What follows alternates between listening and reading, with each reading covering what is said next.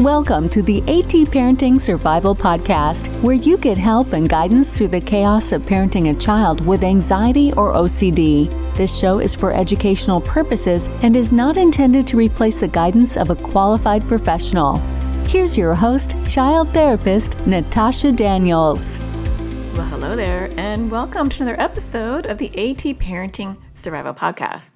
Today, I want to talk to you about how we can teach our kids with anxiety or OCD, or kids in general, to be honest, to advocate for themselves.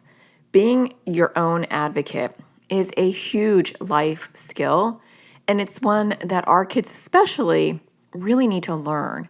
And they can learn this at a very young age if we put out those breadcrumbs and kind of guide our kids. So my hope for today is that by the end of this podcast, you're going to have a really good idea of the skills that you're trying to build in your children on how they can find their own voice and advocate and how to do that. Because sometimes we know it's a good thing, but where do we start, right?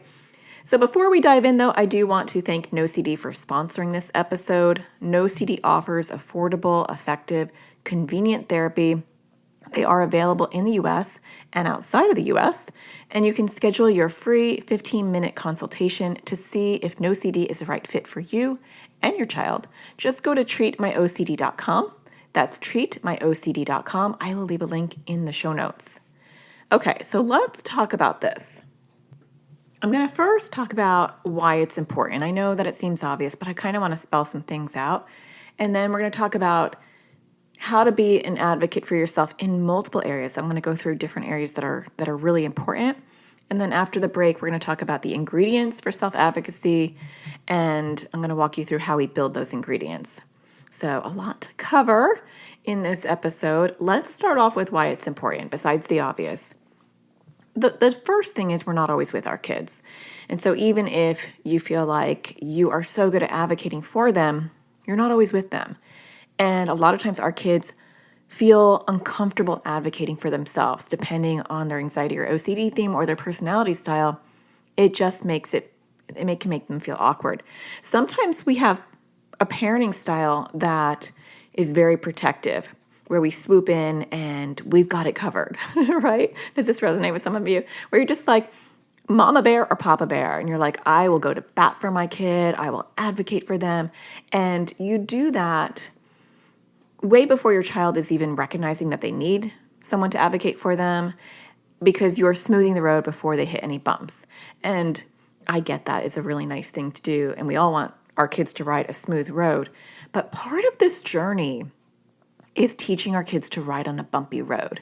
And part of it is letting go of the wheel and sitting in the passenger seat. And I know I say this a lot, but it's sitting in the passenger seat and saying, I'm going to guide you, but you're the one steering. You're the one pressing the pedal. And it's the same for advocacy, that ultimately the goal is to give them the tools and skills for them to do it themselves. The same thing with anxiety and OCD skills.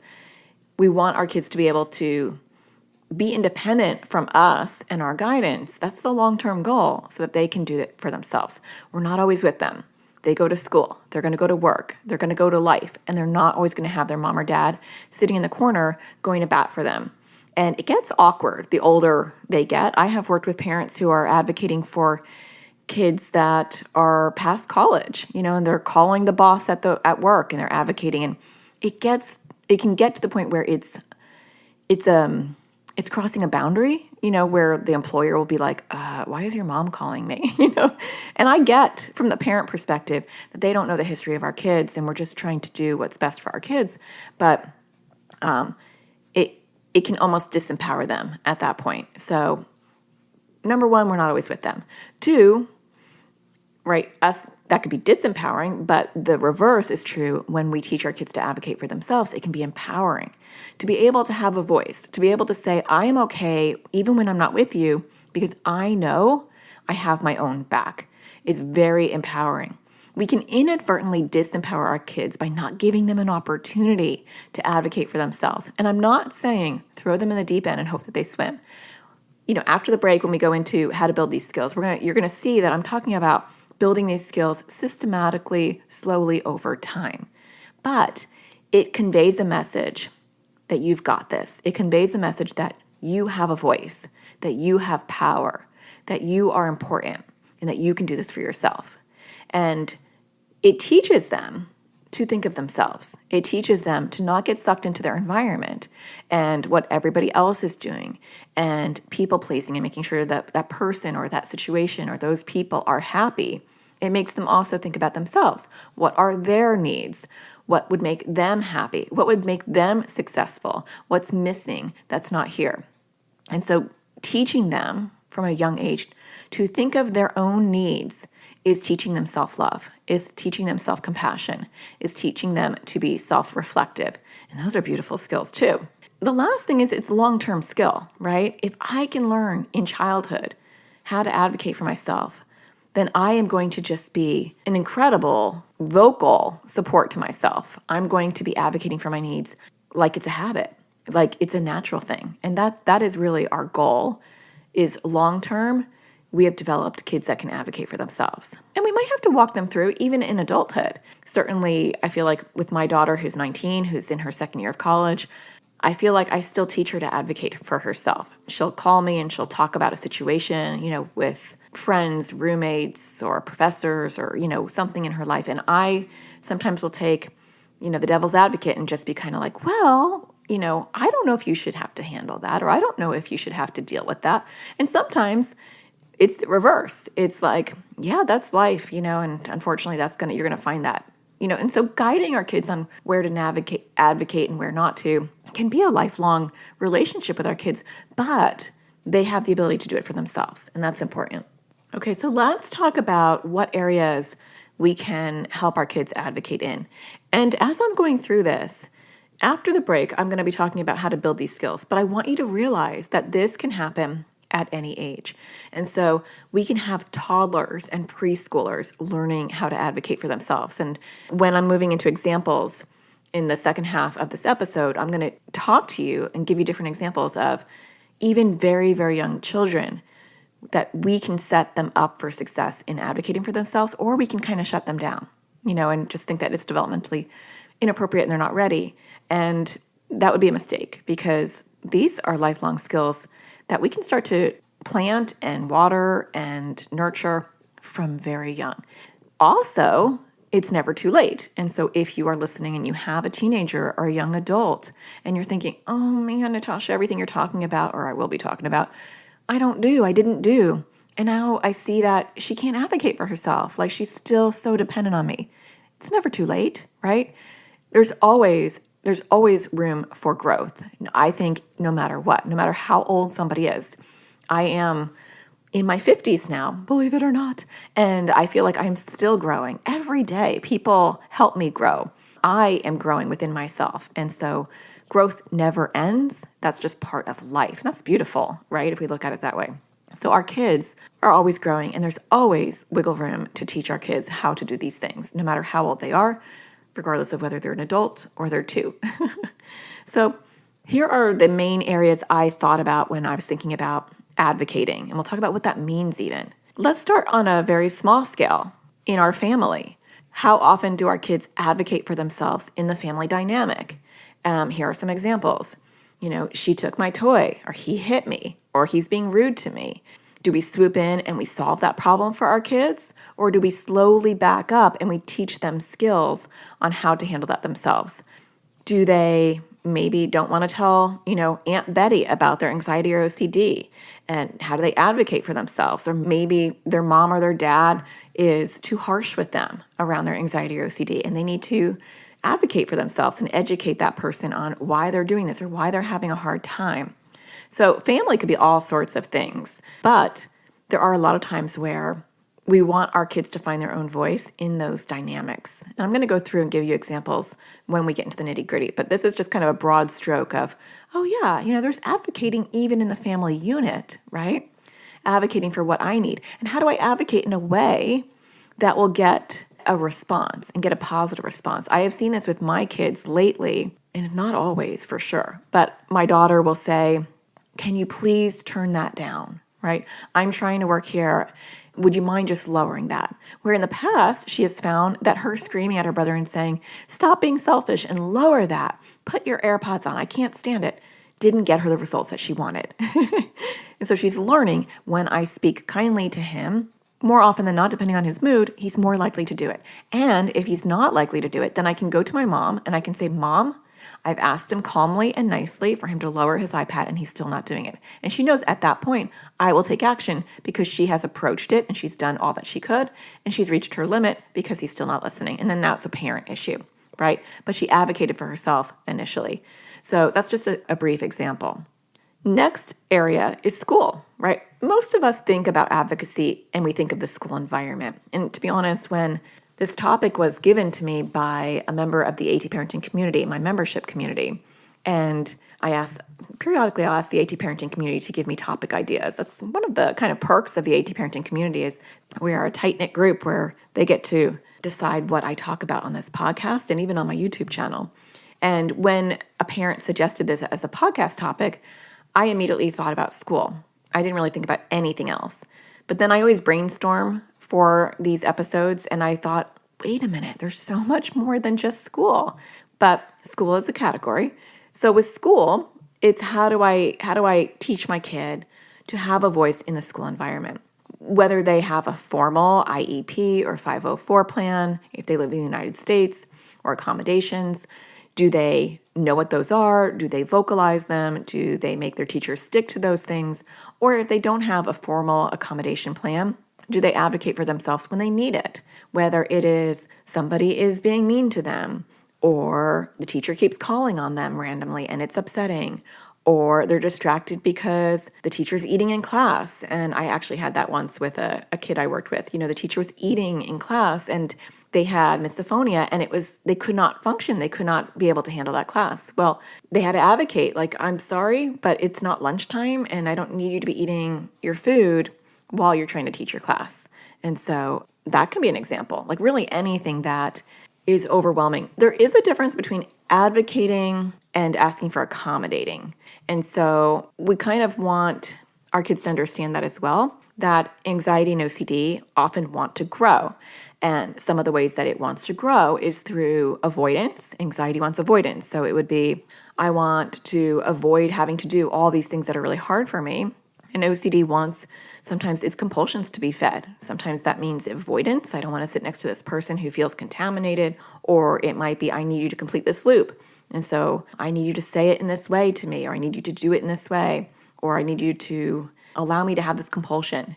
And so when we're talking about advocacy, there is a difference. We're not necessarily talking about advocating for somebody to allow their anxiety or OCD to grow. But there is this middle space that says, if you're asking me to go to school, if you're asking me to attend school, there are certain things that have to happen because I'm not quite there yet. And so I can't handle this teacher eating in class. It's overwhelming for me. And so, yeah, down the road, I want to learn to be able to tolerate what other people do because I know I can't control other people. But in this moment, it's a bridge too far and I need to advocate for myself. So helping our kids lean into, there is a difference between sitting with discomfort and advocating for your rights. And it can get gray, right? It can get kind of gray because like the eating situation, like that eating example, that could be kind of gray. Long term, we might want her to be able to tolerate that. But if it's impacting her grades and her ability to function, then it's not something she should have to tolerate. Same thing with family, right? Like sometimes my daughter might be singing and my son might want her to stop because it triggers his OCD because he gets songs stuck in his head. But we have learned as a family that that's accommodating and we're not trying to accommodate his OCD at this point. And so people can sing. And that's not advocating for his rights or his mental health. That's accommodating. And so slippery slope a little bit. So I just want to put that out there as we go further down this list. Okay, the next one is extracurriculars. So this is how you advocate for yourself with coaches and tutors and instructors and people that are part of your extracurricular activities, regardless of what that may be. It could be a million other things. If you are, not able to eat gluten, there's just a random example. Like my daughter, she will advocate if they're having a snack and she's not able to eat the snack, she's going to raise her hand and be like, I'm gluten-free and I can't eat this. what should I do? Or, should I bring my own stuff moving forward? She's a fierce advocate for herself, more so than anyone else in my family. And she will let the coaches, tutors, instructors know she can't eat something or that's not okay for her. Giving our kids a voice during those times can be really important. The next one is friends. A lot of times we don't think about advocating for ourselves in friendships, but we should, because relationships sometimes need advocating. Maybe their friend, whenever they're in a bad mood, takes it out on them and says, I don't want to be friends with you anymore. I'm in a bad mood. Don't call me, don't write me, don't text me, whatever. And then they're in a good mood and they're like, oh, sorry, I was in a bad mood. Well, maybe they have to advocate for themselves and say, I understand that you have mood swings, but when you do that, it makes me feel this way. And so I would appreciate if you're having a hard time that you do this instead of telling me that you don't want to be my friend anymore. Learning how to advocate, set boundaries is really important with friends. And lastly, we may not think about this, but it's really good for our kids to learn how to advocate for themselves with providers, whether it's doctors or therapists or psychiatrists, to have a voice at the table that says, I'm not going to take that pill because swallowing pills makes me uncomfortable. Is there a liquid form, right? Just teaching them to speak up and be part of the conversation is huge, because we don't want our kids to think that there's this world where we talk about them and they are a passive, observant person and not involved in the decisions. So after the break, I want to break down the ingredients for self-advocacy and how do we teach those ingredients so our kids can be successful. Stay tuned. That's what's up next. It's time we put help directly in our kids' hands. Introducing Crushing OCD course for kids and teens.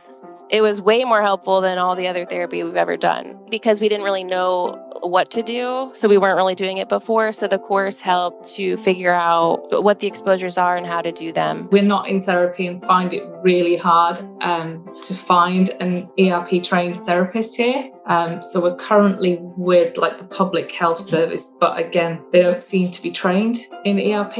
It's filled that gap that we don't have that was desperately needed. This was really well timed for us to use between therapists and to help us get off to a good start with this new practice. It was easy to use. I was able to do it from my phone or also on the computer. There's different ages, so there were younger kids, there were teenagers, and so that was really nice too, to have a variety of ages where it wasn't just geared towards younger kids or older kids. It was a nice variety. It's helpful for our kids to hear it from this third party as opposed to just us saying it. I really like the offense and defense method. I love working on poking at OCD while it's sleeping. It makes it a little bit easier to do, and it's kind of fun. I'm planning on using it to work on my fear of holding or touching batteries and stuff like that. So it was really helpful, and I think a lot of other kids would like it. I thought that I was the only one who had worrying about the weather and stuff. And then there was somebody else on there who worried about the same thing, which was really helpful. Seems less scary to work on stuff now that I've watched this class, and I'm more interested to work on it. I like trying to do more exposures still, and before I wasn't, I just didn't want to do them. I've worked on some of my bigger compulsions and been successful. I realised that it was helpful to do the exposures. Before it was really, really hard. It's still hard, but it's helpful to know that I need to do them. Before there would be a lot of battles about it, so it is definitely less loggerheads. Really, really good course and super helpful. Definitely would recommend this. It's really easy to follow. It's nice bite-sized videos. I really like the worksheets that go along with it, and I think it's really helpful. To learn more about this course and register your child or teen, go to atparentingsurvivalschool.com.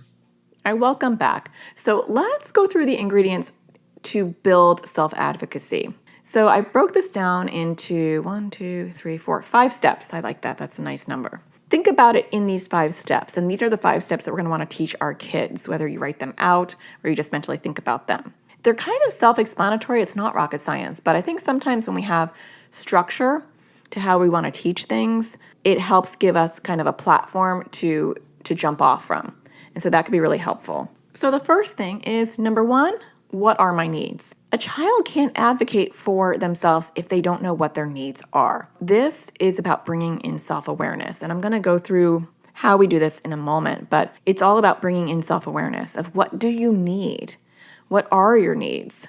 What helps your anxiety or OCD? Not to grow your anxiety or OCD, but what helps you perform or relax or succeed that you need advocating for.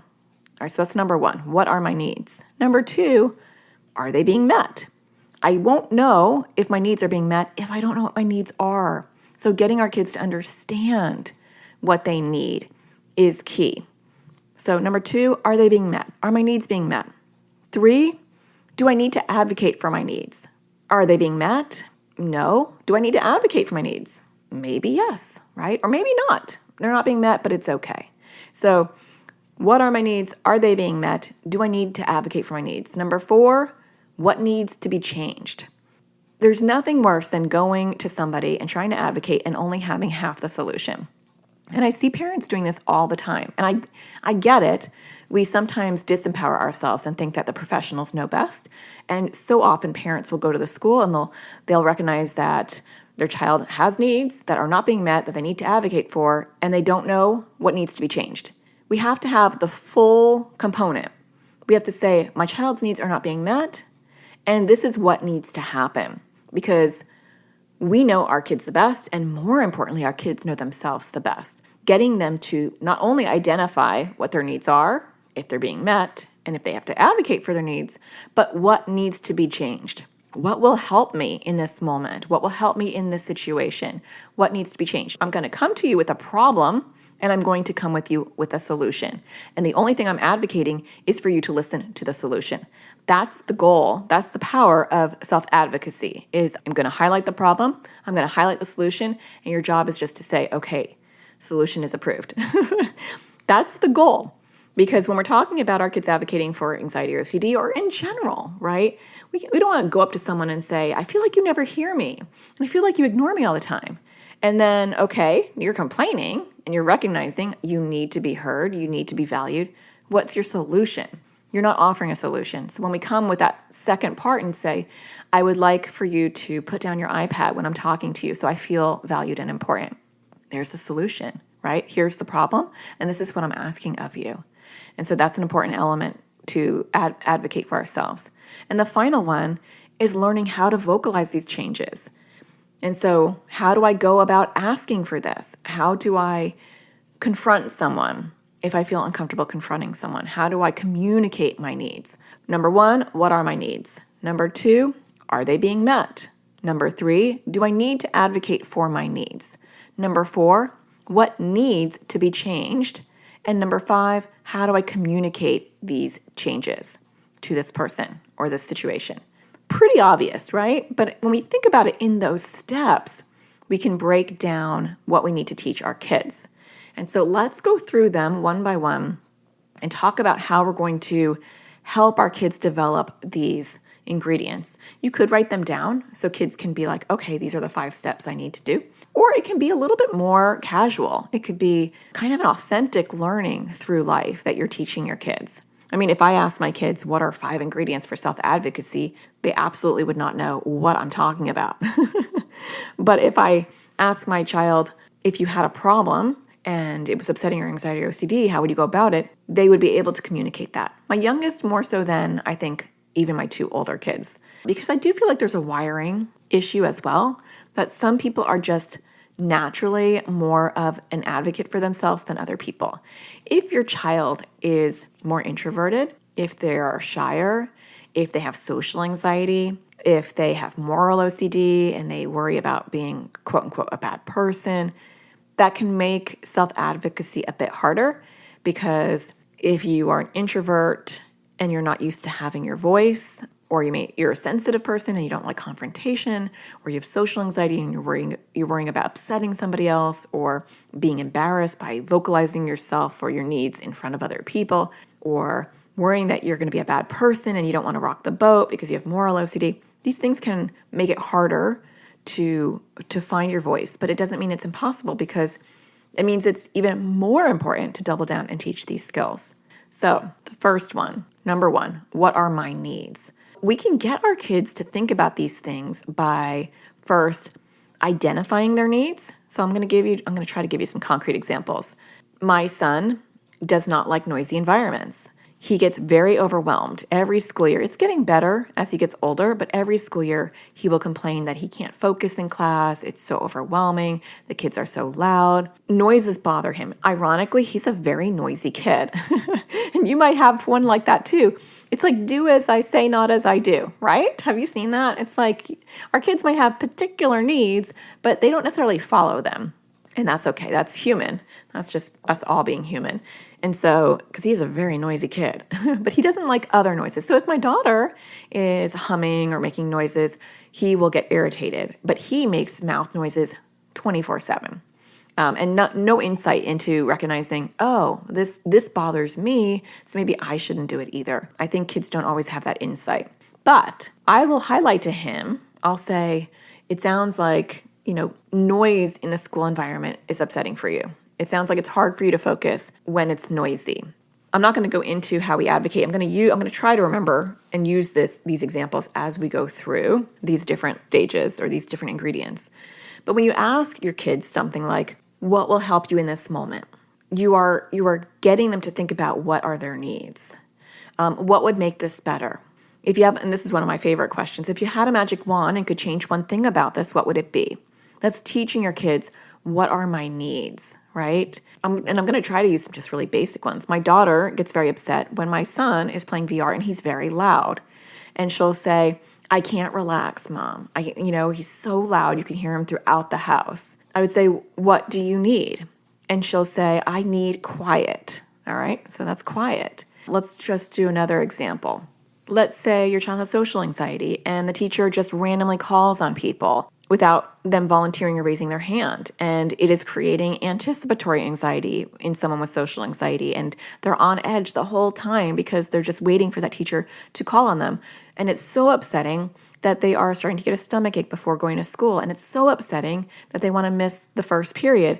And so they're late all the time so they can just go into the second period because they don't want to go into that class. That's a problem. Now the child's would rather refuse school than actually participate because this teacher is just randomly calling on people ad hoc. Let's use that as an example. Let's say your child says that that's a problem. I would ask the question of, what do you need to happen? What would make you feel more comfortable in that classroom, right? So what are your needs? Well, I need to have predictability. I need to have a teacher not call on me if I'm not volunteering my hand. That's what I need, because then I'll feel better, right? So going into the what are their needs. Second category or second ingredient, are their needs being met? You can get your kids to start thinking about these questions. Am I thriving in this moment, in this situation? Are you being able to fully relax when you are at home because your need is to have a quiet space, right? So the answer would be no, I can't relax because I'm hearing him be really loud on VR. For my son, are your needs being met? Are you able to learn and listen to the teacher when the class is being noisy? No. It's so overwhelming, it's distracting, right? For the child where the teacher is calling on them randomly, are you able to relax and learn in that class? No, I can't because I'm so worried that she's going to call on me that that's all I can focus on. So now we know what the needs are, and are they being met? No. And so you want to ask yourself some other questions. Is it reasonable? Is it reasonable that you want a quiet place in the house? Is it reasonable that you want a quiet classroom? Is it reasonable that you don't want the teacher to call on you? Now, sometimes it will be reasonable and sometimes it won't be. If it's reasonable, do I need to advocate for my needs? What needs need to be changed? And for my daughter, is it reasonable that I want a quiet house? No, that's actually not very reasonable. It's not reasonable in our life, in our world, that you're going to have a quiet house. Is it reasonable that you want a quiet class? No, that one's actually not reasonable either because the class is going to be loud sometimes. So we can't expect the class to change. Is it reasonable that you want the teacher to not call on you randomly? I think yes, right? I honestly don't think teachers need to randomly call on kids, and I don't think we need to have kids who have social anxiety deal with that. I think that you can have, I know for me, with social anxiety growing up, I had some mean, cruel teachers that would purposely call on the child that they knew would be uncomfortable because they felt like the child needed to be included or needed to participate or just for kicks, I think. And so I don't think that is reasonable that I think that it is reasonable to ask that teacher not to call on them. So when they realize what is reasonable and what is not, it kind of leads them to the next category, which is, do I need to advocate for my needs? We want kids to understand that they have the power to advocate, that they have the power to try to change the situation, that they're never trapped. If they have a 504 plan or an IEP, which is kind of United States speak, I'm not sure what it's called in Canada, and I'm not sure if it exists in Australia or the UK. But accommodations, formal accommodations that the school is legally obligated to do. Do your kids know what those are? And so with my daughter, she has a 504 plan. It was created back in, I believe, first grade. She is now in sixth grade, and she has come a long way. But she knows what's in her 504 plan. And over the years, when it hasn't been followed, or when she has had to advocate for a need that was in her 504 plan, she would say, this is in my 504 plan. I'm allowed to have a snack, it's in my 504 plan. Or I'm allowed to change my seat, it's in my 504 plan. Or I'm allowed to, those were like her two main ones, to be honest. But she knew what was in her 504 plan. So if your kids have a formal 504 IEP plan, let them know what is in there. And let them know that if a teacher is not following something in their 504 plan or their IEP, it may be that the teacher is just not aware of it. Not all teachers have the time to read all of those. And that's unfortunate, but they're very busy. They have a lot of students. It is up to our kids, unfortunately, to advocate and be the voice of their plan, to say, I do have a 504 plan and it actually is in there. They can't do that if they don't know what's in there. And a lot of times we don't give them the nitty-gritty of what's in there. And so I review that periodically with my daughter and let her know what's in there, especially if we have a 504 meeting, which are few and far between actually as she's gotten older. But I let her know what's in there. And if I have a 504 meeting, I let her be involved in it. I'll say, hey, I have a 504 meeting. They don't really ask for the child to be there in her school, but I'll say I'm meeting with your teachers and the counselor, which we haven't done in a really long time, to be honest. And I want to know if there's anything that you need in there or that you want me to take out. And so involve your kids is really important. Okay, number 4, what needs to be changed? And so even if it's not reasonable that my daughter wants a quiet house, she might advocate for herself to me. And so she might say, Mom, it's so noisy. And I might say, it is very annoying. However, he's allowed to play, and this is his time frame to be able to play. And so what can you do in order to fix this problem? And so I might say to her, what are some options? So in this 4th ingredient, it's problem solving. How can I advocate for myself? And how can I come up with a solution that will be helpful? For my son, it was, it's so noisy in here. What can I do? And it's like, well, can I bring vibes, which they're not really earplugs because they filter out sound. And so he had some vibes for a few years. And I said, okay, that's a great idea. Can you put it in your backpack and have that with you? There was a time where he's a drummer and he had this huge percussion set that he had to bring with him back and forth almost every day for band. And everybody else had these smaller instruments and he had this heavy pack of percussion instruments that he would have to bring that barely fit in the back of the car. And he was a small kid who is still a small kid. And so we went through this, could he advocate for himself? And eventually he talked to the band teacher and he was able to leave his band equipment at school. Eventually I just bought him 2 sets. So he has one at school and he has one at home, and because it was literally going to break his back. But coming up with ways to advocate and change, with going back to the vibes, to communicate that to his teacher so that his teachers are okay with that, that was a component. So could he go to the teacher and say, I'm having a hard time focusing and can I put these vibes in? Or if I have vibes in, is that okay? Right? Learning to advocate for his needs. I need to wear these vibes. I'm not expecting the classroom to change, but I can't focus. I've also had my kids, my daughter especially, have advocated for sitting in the front. I can't focus and I need to sit in the front. Or my son has advocated where he is sitting at a table where somebody's bullying him or they're distracting him. And instead of swooping in, could he go to the teacher and say, I'm having a hard time in my seat. I'm having a hard time with this. I'm not being able to work. I'm not able to function. Can I sit in this other seat? And learning how to find their voice. And that brings me to ingredient number 5, which is learning to vocalize those changes. That's the hardest skill for our kids, is learning how do you communicate your needs. You can role play. I have role played with my kids for all sorts of things. They might have had a peer issue where they're like, oh, my friend is doing this, and we'll role play. Okay, well, look, I'll be your friend, and then you just tell me what is bothering you and how you want to see it changed, and we'll go back and forth. So role playing. If they're little, you could do puppet play. So when you have a toddler or a preschooler and maybe somebody is taking their toys away at daycare or at preschool or kindergarten, do puppet play where you're a puppet that is bossy or is doing something that your child is learning to get a voice for, and so as that puppet character, you're taking away their toys or you're pushing them around. And what does that puppet say? What does their puppet say? And if they are not able to find their voice even in that puppet, I always incorporated a third puppet in my play therapy type of approach. And that puppet would be kind of like, it could be a little like superhero who comes in to empower the child, or it could be a formal person like a teacher. But I kind of like more of the fantasy stuff. Someone that comes in and is like just an empowering like dinosaur or superstar, and will say, don't let him push you around. Why is he pushing you around? What can you say back? And you can actually guide them and coach them in the puppet play. So a lot of advocacy skills can happen through play and puppet play. So that's, you can use dolls or Barbies or all sorts of things, but creating a situation, whatever the situation is, where they need to find their voice can be really helpful. Another one is like just helping them, if they're older and they're trying to communicate this. I did this with two of my kids, actually.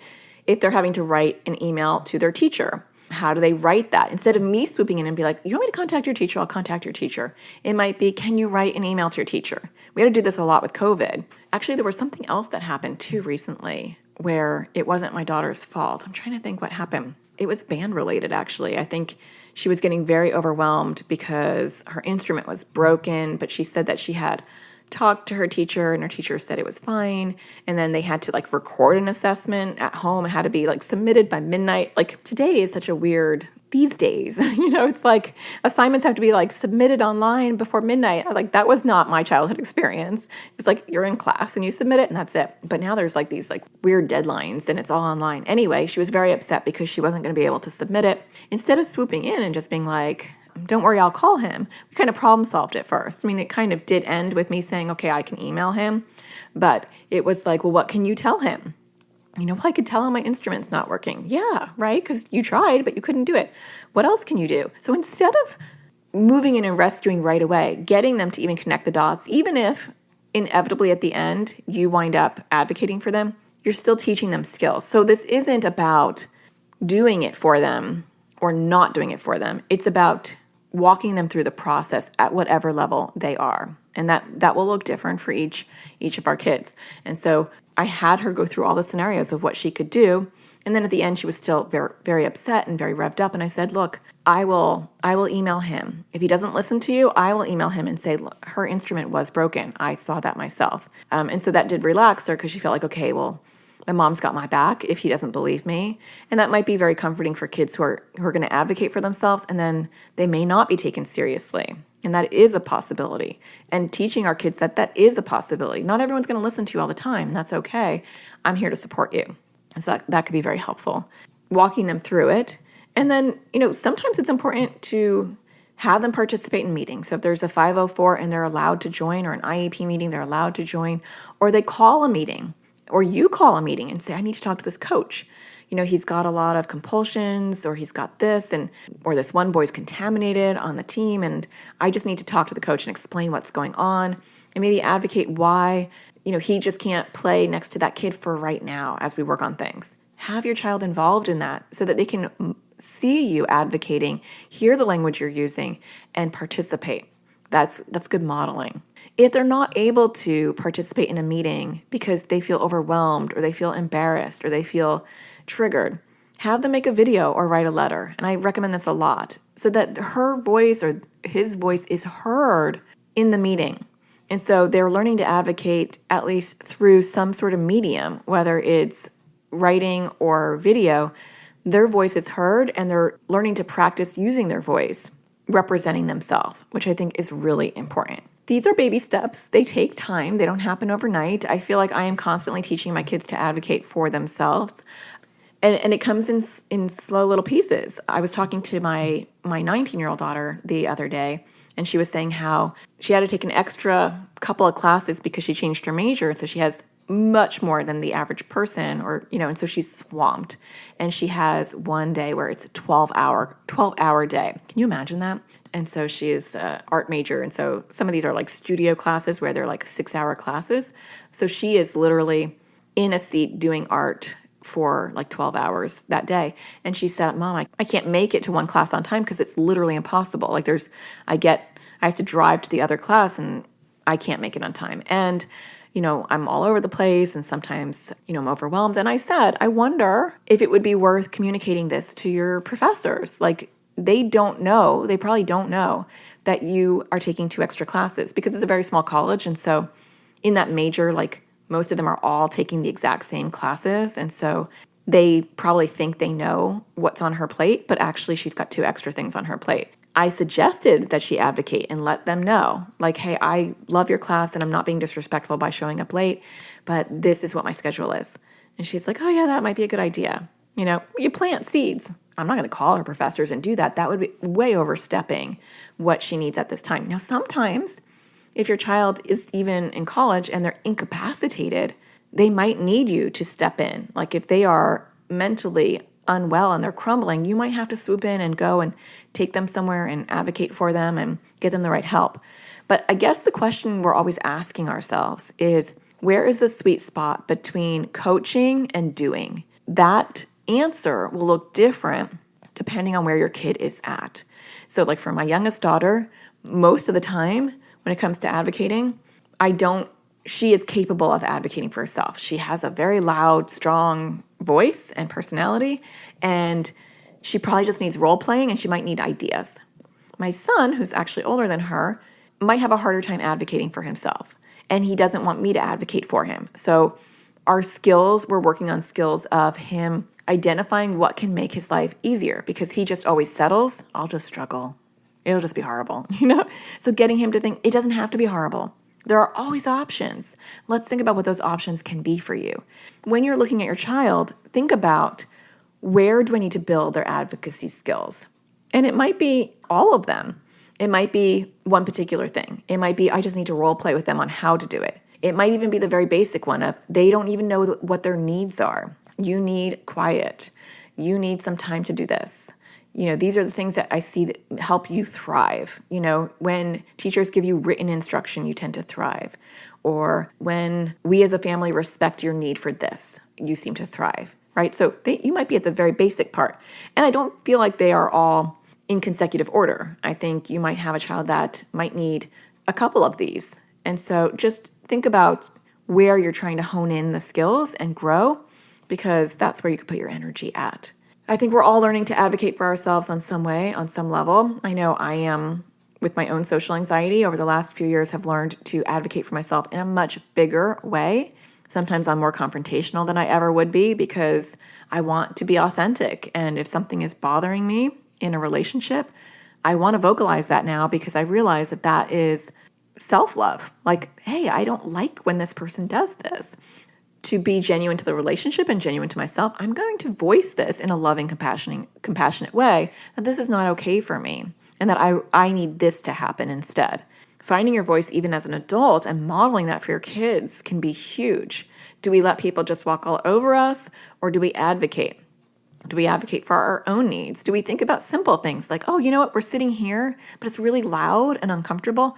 Can I get the waiter to move us to that other quiet table? That's advocating, right? This is not meeting our needs, and there's an opportunity for it to get better. Think out of the box and think in regular daily situations. And then you can make those life lessons where you say to your kids, you don't have to settle. It's always worth an ask. What's the worst thing that can happen is that they tell you no. But you can always ask yourself, can I advocate for this? Or can I make this better for myself? Or am I performing in the best way that I can in this situation, or can there be some tweaks? And a lot of times the answer is there can be some tweaks. I was quiet in doctor's offices for so long, and now I feel like I'm a little overbearing, to be honest, because I found my voice, and now I'm like, well, actually, I researched this on Google's, and this is I'm probably the worst patient now because I'm not afraid to have a voice, but there was a time where just going to the doctor made me feel really overwhelmed, and I would never vocalize any of my concerns or ask questions because I felt like I didn't have a voice in that office, and that is not true. So think bigger than just anxiety and OCD, because when we learn how to advocate, it will impact us in all areas, in all relationships. So I hope that you found that helpful. I hope that you find my podcast helpful in general. And if you are, don't forget to hit a star on iTunes, Google Play, or Stitcher, wherever you consume this podcast. If you have a few extra minutes and can leave a review, you know I greatly appreciate that. And to show my gratitude, if I have one, I will read one. And I want to thank Kristen for writing one. She wrote, amazing resource. This podcast has been so helpful in navigating my 8-year-old's anxiety and my own anxiety too. The concepts are explained clearly, and I love how she breaks them down into simple, actionable steps. I can see the difference it makes in our family and know it'll impact my daughter long-term too. Thank you, Natasha. Well, thank you, Kristen. I appreciate you writing a review. Maybe if you write a review, I'll be reading yours next time. Most likely I will, because that was the last one I have here, so not a list to read. So I hope that you find this helpful. I hope that you find the sparkle in everything you do. And I'll talk to you again next Tuesday. Take care. Thank you for listening to the AT Parenting Survival Podcast. To get additional support raising a child with anxiety or OCD, visit Natasha's online school of on-demand classes at atparentingsurvivalschool.com.